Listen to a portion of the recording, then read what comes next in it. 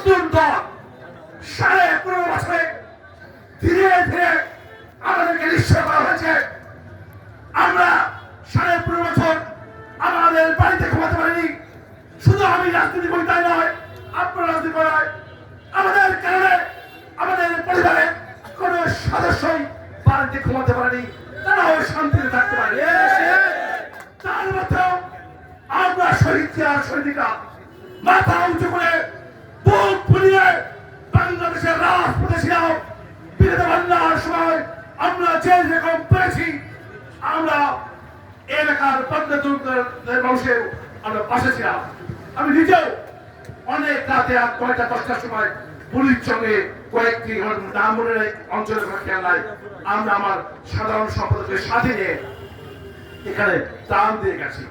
আজকে ফকিরহাটে আমরা ত্রাণ দিয়েছি গভীর রাত পর্যন্ত।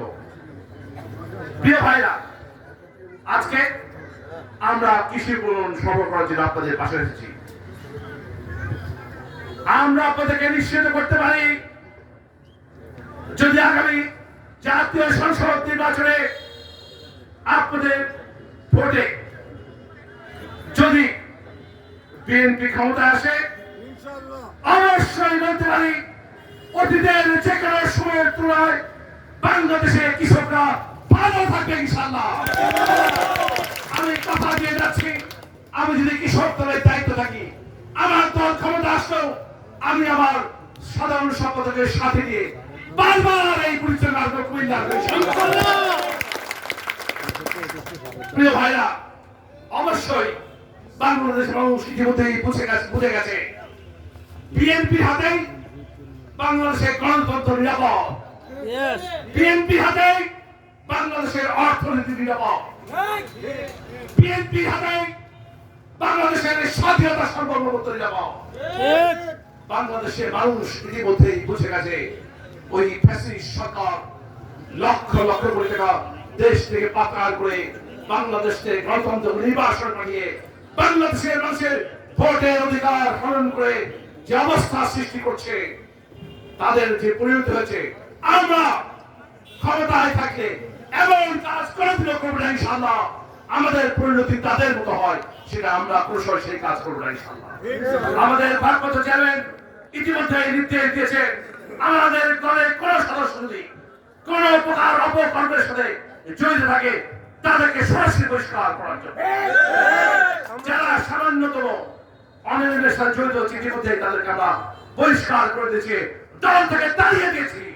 আগামীতে দল ক্ষমতা আসছে, যদি কোন দলের কোন পর্যায়ের নেতা যদি কোন প্রকার অপকর্ম করে, তাহলে আমরা আমাদের ভারপ্রাপ্ত চেয়ারম্যানের নির্দেশে তাদের দল থেকে বের করবো, কোন প্রকার স্যাক্রিফাইস করার কোন সুযোগ নেই।